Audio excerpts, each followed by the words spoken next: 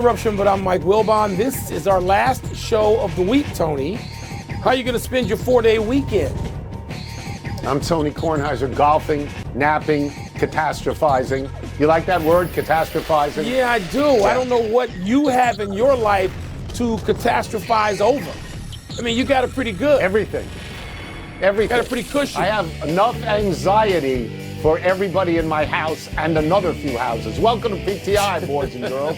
In today's episode, Daryl Morey is done. Golf's next major is upon us, and Charles Barkley joins us for 5 good minutes. But we begin today with Victor Wembanyama getting back on the court after his flagrant 2 in Game 4 and blowing the doors off of Minnesota in Game 5. Wembanyama played 32 minutes, had 27 points, 17 rebounds, 5 assists, and 3 blocks as San Antonio routed the Timberwolves 126-97. Wilbon, what did this performance say about Wembanyama, and where does this leave the Timberwolves? Ooh. Tony, Wembanyama bounced back from something that was tumultuous, even though he started it. He was the instigator. The whole episode, had to have some tumult to it. And Wembanyama came back as calmly as you can come back last night. I mean, he was just fixated. The Timberwolves did all the things they could to get under his skin. Now, I'm disappointed in the Timberwolves because I'm old and I'm old school when it comes to basketball. If they had to go hire Charles Oakley as a consultant to come out of the stands and put Wembanyama on his butt, that's what they should have done. All the yapping and trying to get under his skin wasn't going to work. He really is unflappable in that way. He was great. His teammates seemed to understand. His calm extended to them. Minnesota did not get the performance they needed from Anthony Edwards. I don't know if they can get it in Game 6, but it seems like they were sort of running out of gas, which surprised me. I thought when they tied that game, I thought they could move in and get control. They could not. And so the Spurs looked like the better team, and Minnesota did not respond in the way that I associate when you need to retaliate in kind. That wasn't it. Yeah. So where does it leave the Timberwolves? It leaves them down 3-2 and going back to Minnesota for Game 6. This is not a dire circumstance. They're 1-1 at home. They can win that game. They won a game in San Antonio. They can win that game. They can win the series. But you can't win a series if you're tied 61-61 with 7 minutes to go in the third quarter, and then you get trucked 65-36 over the rest of the way, and you can't win a series. And you alluded to this, if Anthony Edwards only gets 13 shots and 20 points. You can't win that way. Look, you know that I think San Antonio is better, and you know that I've told you on the show for the last 2 months I think that they are going to win the championship. That's what I believe. Wembanyama, he changes everything when he's out there. He affects and impacts the game on the defensive end and on the offensive end. I mean, let's be fair here. In 32 minutes, 27 points, 17 rebounds, and 3 blocks. That's a waterfall. It's Mike, insane. I'll be brief. San Antonio has lost twice in this series. Once when they had a wide-open 3 at the buzzer to win, and once when Wembanyama was ejected. They could have won this series by now. They could have. Yeah. And, Tony, they may finish it off in Minnesota. They may. But let's see if Anthony Edwards is going to be the star that a lot of us think he is approaching. I mean, the star, capital S. Tomorrow night's got to be his night at home. Got to be. Let's turn to the 76ers, dumping my man Daryl Morey as their president of basketball ops. Philly reached the postseason 5 times in Morey's 6 seasons. This year's postseason was a mixed bag after coming back from a 3-1 deficit to eliminate the Celtics in the first round, an upset. The Sixers got swept by the Knicks. Sixers owner Josh Harris has decided to keep Coach Nick Nurse. Tony, is Morey's firing justified? I think it is justified, yes, and I know he is your friend. He's there for 6 years, and he never got to the conference championship on a very high-profile team. He had the MVP in the league, didn't get to the conference championship, and during that span, Mike, as you know, the other MVPs, Jokic and Antetokounmpo and Shai Gilgeous-Alexander, they all won rings. Okay, they all won rings. Now, he drafted Maxey, who's really good, drafted Edgecombe, going to be really good. But he tied the Sixers to an impossible contract with Paul George and Joel Embiid. In the next 2 years, they're going to make $230 million between them. And that is Daryl Morey's legacy at the moment, because Paul George is way past his prime and never had a championship to begin with. And Embiid's really good. He's really good when he plays. But our vision of him is essentially laying on the ground, holding his legs. So I would say this. I would say this firing is not overdue. It's not overdue, but it's due. It was justifiable. And you can't fire Nick Nurse after the way he coached in the Boston series. You can't. You don't fire Nick Nurse. You can't. Look, I mean, this is tough for me with Daryl Morey, who is a personal friend, a long time. Right, I know. And I could see this coming because this is Philly. This is a tough market. It's a demanding market. And that franchise has expectations, maybe outsized sometimes, but the person who's in charge of the operation is going to get the blame when they don't ever get out of the second round. That's just going to happen. That's right. The contract with Embiid and Paul George, both of whom I like and root for, it's going to be on his watch. He did not originally draft Embiid, who missed the first 2 seasons of his career.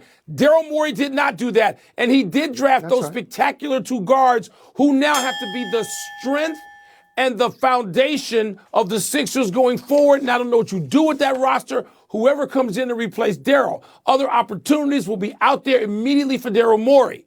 But I get it. If Daryl was sitting right here and I have reached out to him to communicate, I don't think he would disagree. I don't think he would be bitter or blaming anybody or saying, I'm going to get back at the bosses. That's not who he is. He understands this business thoroughly. But the Sixers, these problems are going beyond Daryl. They are. The person who walks in there ain't going to wave some wand and get Embiid out there for 70 games. That's not going to happen. Let's move to golf and tomorrow's start of the PGA Championship at Aronimink outside Philadelphia. The PGA often has the best field in golf, though it is clearly the least acclaimed of the 4 majors. Scottie Scheffler won it last year at Quail Hollow. He will be at Aronimink. This year's only major winner, Rory McIlroy, who won the Masters. He'll be in the field, but he's got a sore toe. Wilbon, who's winning would make for the best story? I don't believe in that whole thing. I don't believe in that concept and that dynamic.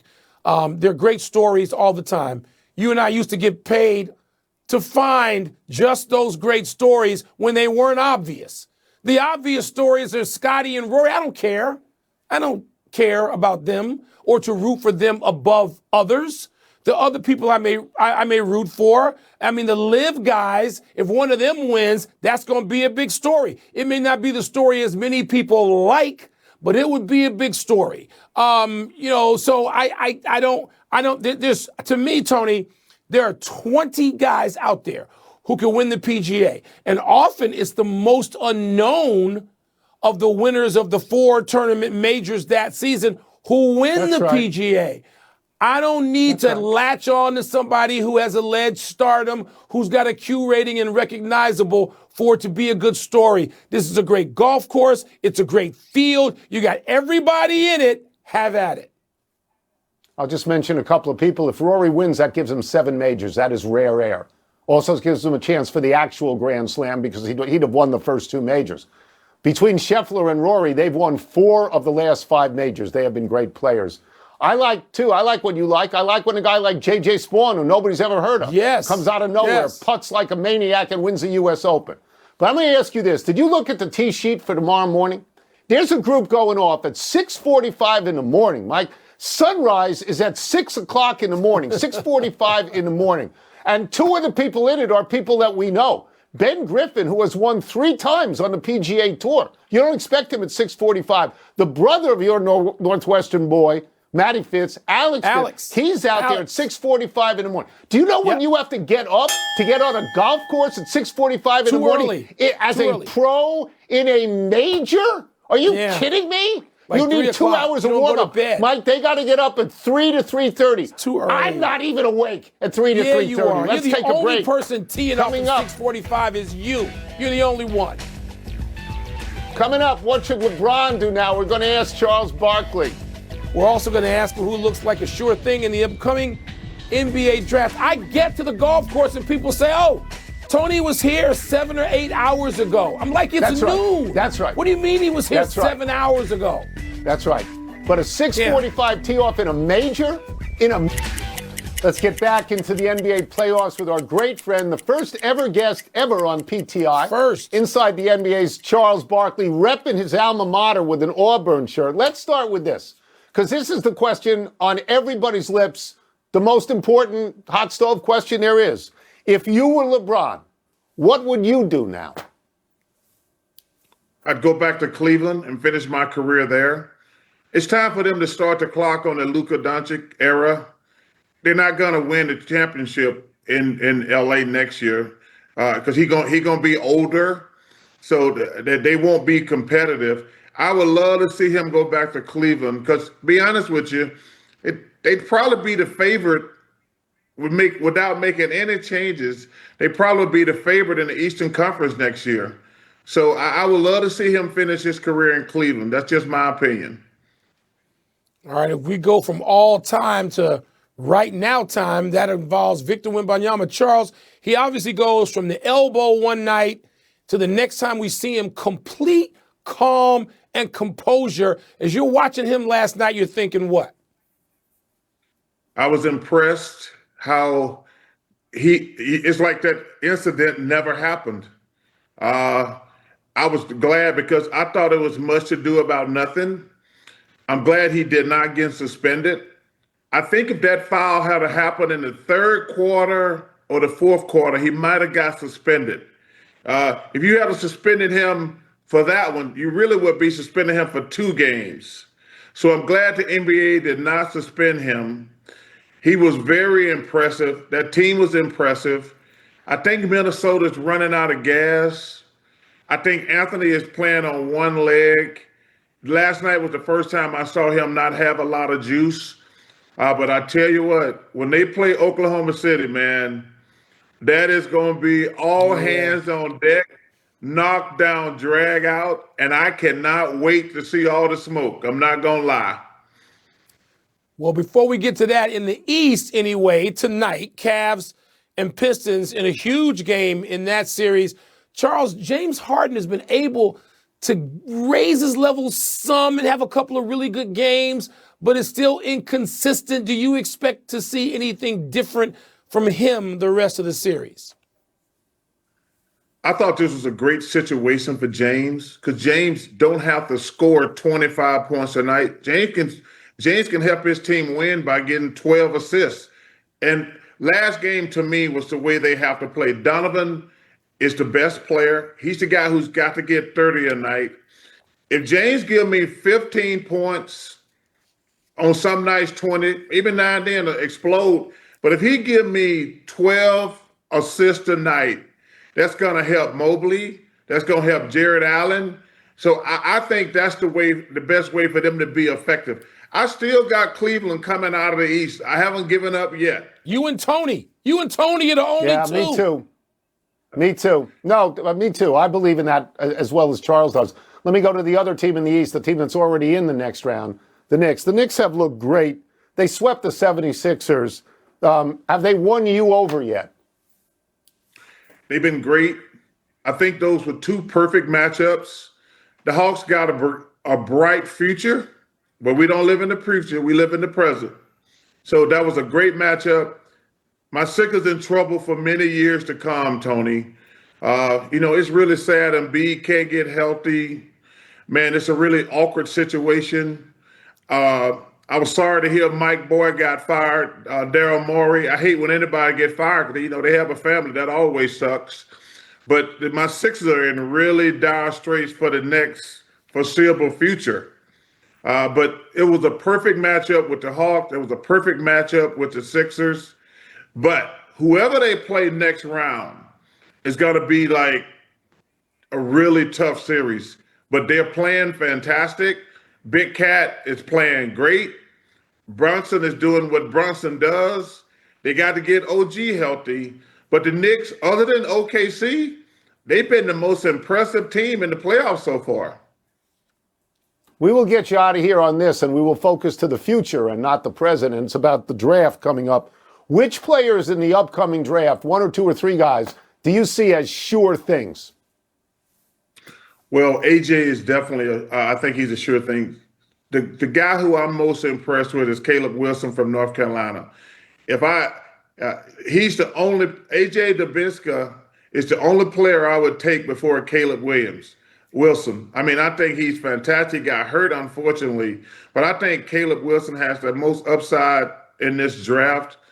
And the third guy, Peterson has all the tools, but he has all the questions also.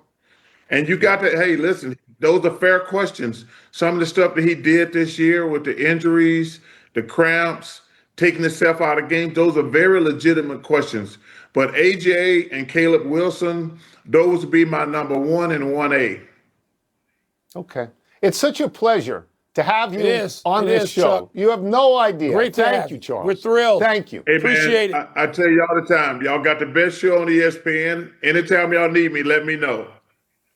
Absolutely. And say hello to those grandchildren for us. You can catch more of Charles and Kenny and Ernie and Shaq on NBA Tip-Off at 7 p.m. Eastern. We're going to take one last break. Still to come, the Sabres bounce back against Canadiens with the help of a lucky carom. And Paul Skeens is on a heater. He stays on a heater. Did I tell you that yesterday? Did I tell you yesterday he was going to win that game? 7 innings. He's the best. He's the best pitcher in baseball. He is. He is. He probably has been.